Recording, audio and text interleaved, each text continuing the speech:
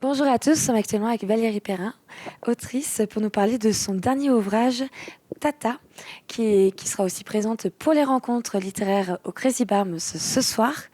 Bonjour Valérie. Bonjour. Alors, vous avez sorti un ouvrage, un roman en 2024 intitulé Tata.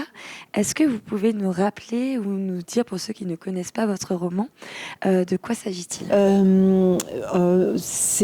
Je vais vous donner le point de départ. C'est l'histoire d'une femme qui s'appelle Agnès, qui vit à Paris, qui est en rupture, qui vit plusieurs ruptures à la fois. Et la police de Guignon, petite ville de Bourgogne, là où elle allait en vacances quand elle était jeune et adolescente, la contacte pour lui annoncer que sa tante unique vient de mourir. Or, cette tante unique est décédée il y a déjà 3 ans. Donc, Agnès, qui reçoit ce coup de téléphone, pense d'abord à une erreur, un homonyme, mais elle va être obligée de retourner là où elle allait justement en vacances, dans cette ville de Bourgogne, pour découvrir qui vient de mourir. Si c'est vraiment sa tante, pourquoi fait-on croire qu'on est mort depuis 3 ans ? Et si ça n'est pas sa tante, qui repose à sa place ? Enfin voilà, ça c'est dès le début on le sait, donc je ne divulgage rien, c'est la première page, ce coup de téléphone, voilà. C'est le coup de téléphone qui va tout lancer et qui va lancer cette intrigue et cette réflexion aussi. Oui, d'où on vient, qui on est, est-ce que les gens qu'on croit connaître, on les connaît si bien, qu'avait qu'à lui dire cette tante taiseuse qui disait pas grand-chose, qui était cordonnière, fan de foot, pas mariée, pas d'enfant. Et en fait, Agnès, elle va découvrir beaucoup de choses sur sa tante, sur toute l'histoire de sa famille. Et c'est peut-être un peu simple à résumer comme ça, mais moi je trouve que elle va se reconnecter à la vie. Grâce à cette remords, Agnès, ma narratrice, elle va se reconnecter à la vie. C'est vrai que vous êtes très connue dans le milieu littéraire, notamment pour tous vos nombreux livres où on a l'impression que vous êtes une conteuse et vous nous emmenez dans des polars parfois un peu de romance où on a aussi des réflexions sur au-delà d'une intrigue. Il y a une vraie réflexion derrière ce livre. Comment justement vous vous inspirez, notamment pour Tata, comment vous êtes inspirée? Alors en fait, à chaque fois, d'abord je m'inspire de gens que je peux rencontrer dans la vie et qui vont me donner envie de parler d'eux. Mon premier roman, Les Oubliés du dimanche, l'histoire de Justine, une aide-soignante en EHPAD. Elle fait ce métier par choix et j'ai interrogé longtemps à l'époque une jeune femme qui était aide-soignante en EHPAD. Quand j'ai décidé d'écrire Changer l'eau des fleurs, je voulais répondre à plein de questions universelles mais sans vraiment le vouloir. Et je me suis tout simplement penchée sur le destin d'une femme qui est garde-cimetière dans un petit cimetière de Bourgogne. J'ai eu envie de parler de cette vie-là et de ce qu'elle ressent et de ses rencontres.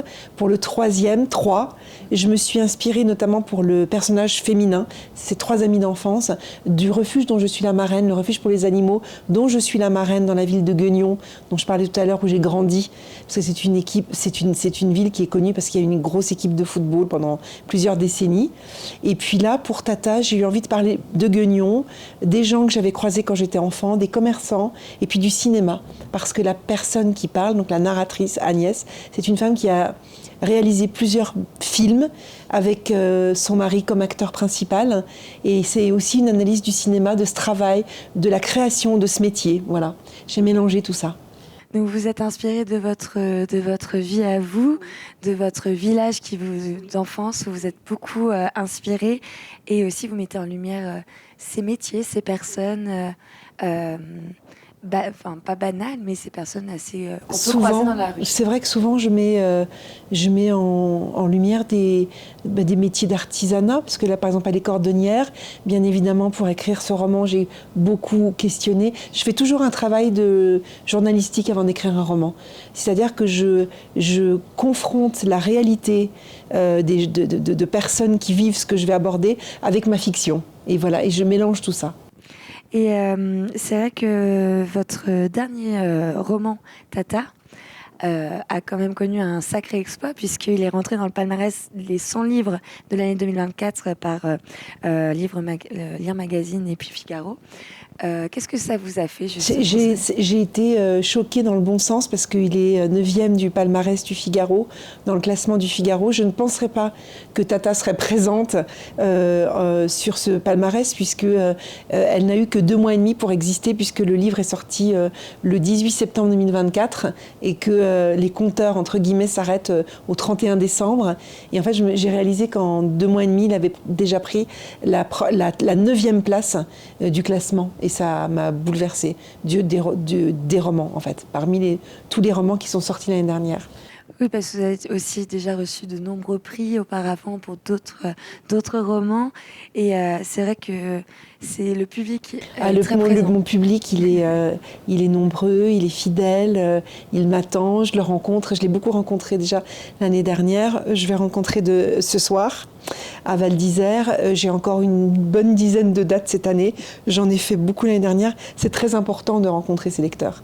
Et justement, qu'est-ce que ça vous apporte, ces échanges avec vos lecteurs? Ça m'apporte, je reçois, j'entends ce qu'ils me disent, et notamment là, en fin d'année dernière, ce qui m'a particulièrement bouleversée, j'ai toujours su que Changer l'eau des fleurs étant universel, étant un roman qui est traduit dans 61 pays, je sais que les gens il appartient à tout le monde aujourd'hui, je ne maîtrise plus rien. Mais j'ai été très surprise parce qu'il y a beaucoup de gens qui m'ont dit que 3 était leur roman préféré. Et ça, il fallait avoir 3 ans de recul pour entendre ça. Parce que quand j'ai signé 3, à l'époque, les gens n'avaient pas encore lu. Mais maintenant qu'ils viennent me revoir pour Tata, ils ont lu 3 et j'ai été extrêmement surprise de voir à quel point ce roman faisait l'unanimité. Voilà. Ça, c'est ce qui m'a le plus bouleversée. Et après, je suis toujours très touchée par ce que les gens me disent, puisque moi, j'aborde effectivement des romans qui parlent beaucoup d'amour, de sentiments, de nos ratages, de nos réussites, voilà, de tout ce qu'on peut foirer dans la vie et tout ce qui nous rend heureux, fiers. Je parle beaucoup de la vie. Et forcément, les gens sont touchés parce que je crois que je mets, comme vous disiez, en valeur des métiers dont on parle peu. Et puis souvent, je peux les aborder aussi avec une vision plus ou moins poétique, mais réaliste. Et je crois que les gens sont touchés par ça. Et toujours avec ce fond de, comme vous le disiez, de polar. J'adore les enquêtes. Je suis fascinée par les faits divers. Et c'est vrai qu'il y a toujours une enquête, il y a toujours un questionnement dans tous mes romans, dans mes 4 romans de manière différente. Voilà, c'est l'intrigue qui nous amène, qui nous plonge justement dans cette histoire.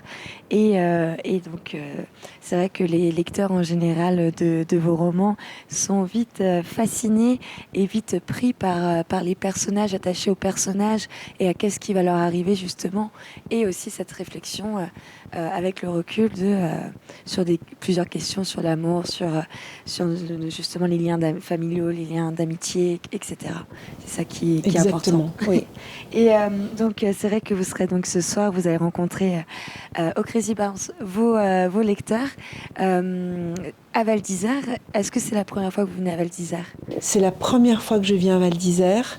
J'ai dit oui parce que c'est Olivia de Lamberterie qui m'a proposé cette rencontre et je ne dis jamais non à Olivia, je ne le dirai jamais. Donc tout de suite, elle m'a embarquée ici. Je viens de découvrir l'hôtel que je trouve extraordinairement beau. C'est très beau, voilà. Je ne skie pas, mais j'aime les regarder. Et en fait, depuis ma chambre, je vois les skieurs et je me régale.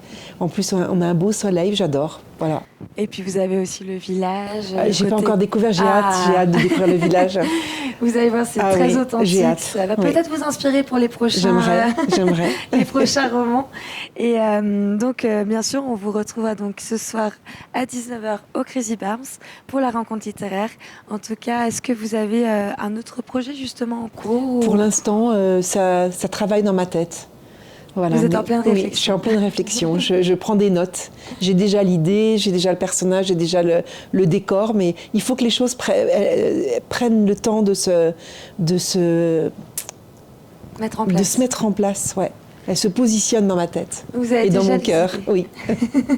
Et ben, on a hâte de le découvrir prochainement. Et puis, bien sûr, Tata est aussi disponible à la librairie de Val d'Isère. Merci beaucoup, en tout Merci cas, à d'avoir vous. été notre invitée, Valérie. Puis à bientôt. Merci. Merci.